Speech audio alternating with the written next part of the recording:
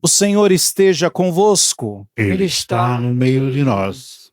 Proclamação do Evangelho de Jesus Cristo, segundo Mateus. Glória a vós, Senhor. Naquele tempo, Jesus contou-lhes outra parábola. O reino dos céus é como uma semente de mostarda, que um homem pega e semeia no seu campo. Embora ela seja a menor de todas as sementes, quando cresce, fica maior do que as outras plantas e torna-se uma árvore, de modo que os pássaros vêm e fazem ninhos em seus ramos. Jesus contou-lhes ainda uma outra parábola. O reino dos céus é como o fermento que uma mulher pega e mistura com 3 porções de farinha, até que tudo fique fermentado. Tudo isso Jesus falava em parábolas às multidões. Nada lhes falava sem usar parábolas, para se cumprir o que foi dito pelo profeta. Abrirei a boca para falar em parábolas. Vou proclamar coisas escondidas, desde a criação do mundo. Palavra da salvação. Glória a vós, Senhor. Que as palavras do Santo Evangelho perdoem os nossos pecados e permaneçam para sempre. Amém. Podemos nos sentar um pequeno instante? Queridos irmãos, queridas irmãs, Jesus ele utiliza essa pedagogia tão fácil de contar parábolas que tem um significado para os seus discípulos e para o povo que o seguia. Assim era melhor para compreender algum sentido teológico mais profundo, algum ensinamento que ele queria falar de uma maneira em que fizesse com que o povo refletisse um pouquinho mais. E ele contava então essas parábolas para que todos pudessem compreender. Todos, ninguém de fora. Isso é importante, nós sempre olharmos na vida de Jesus. Ele quer que todos participem do reino.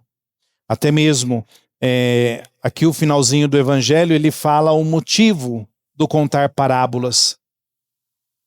Justamente para abrirei a boca para falar em palavras, para proclamar aquelas coisas que são escondidas desde a eternidade, desde a origem do mundo. E aqui, esse é o grande sentido do Senhor.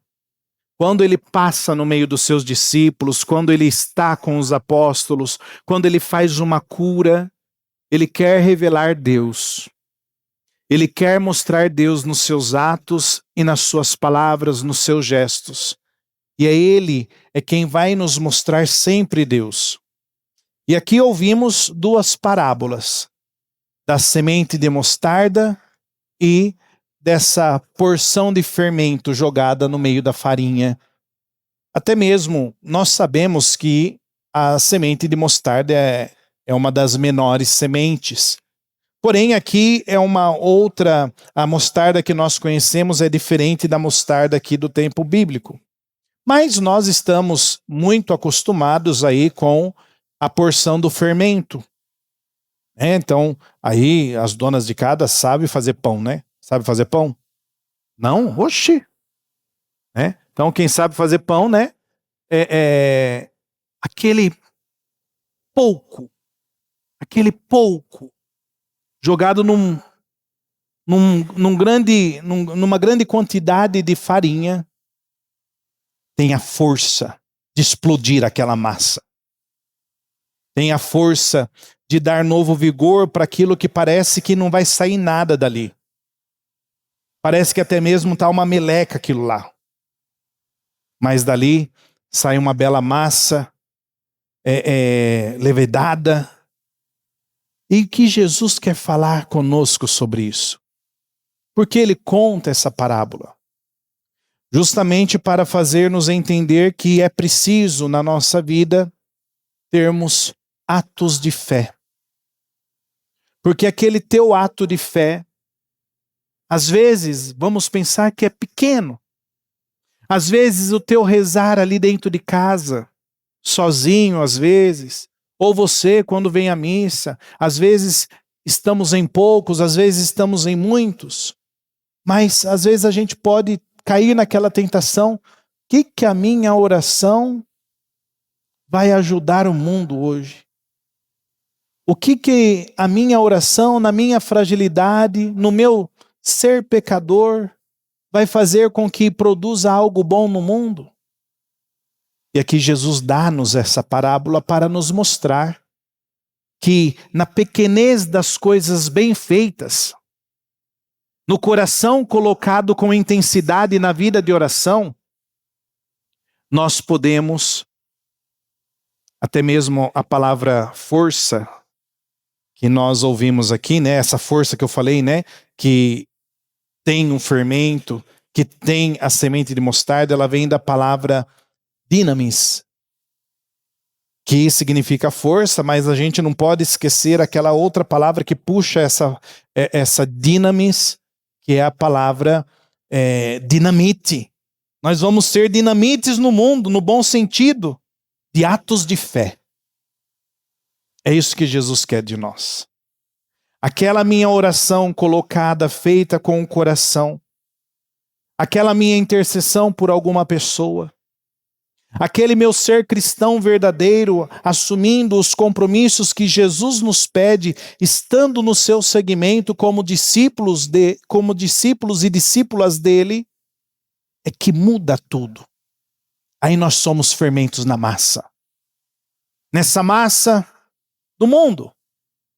Aí nós vamos ser esse grãozinho de semente que todos vão se sentir acolhidos. Aqui Jesus ele dá o exemplo dos pássaros do céu, né? Que vêm e abrigam-se nessa árvore frondosa, grandiosa que nasce, que cresce. E quantos vão ser aqueles que vão sentir essa força por conta daquele ato de fé seu, por conta daquela tua oração, se sentirem acolhidos pelo amor de Deus que primeiro nos amou. Vão se sentir amparados. Não vão se sentir excluídos desse caminho do ser cristão. Portanto, meu irmão, minha irmã, não desanime da tua vida de oração. Tenha o cuidado de não fazer as coisas de maneira decorada.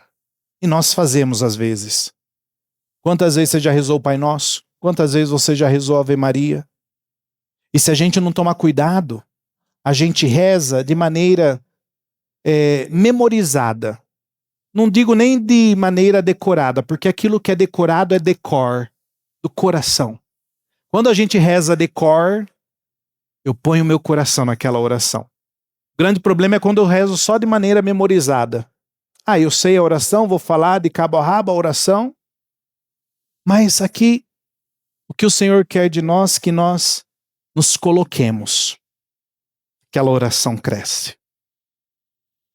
Aquele Deus que nós vivemos na nossa vida, não podemos esquecer a carta de Pedro que fala o que para nós? Que nós somos participantes da natureza divina.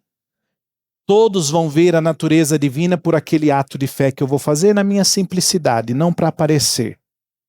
Porque o fermento não aparece quando está na massa. O grão de mostarda não aparece quando está ali sendo fecundado na terra, né? Mas o que aparece são os bons frutos.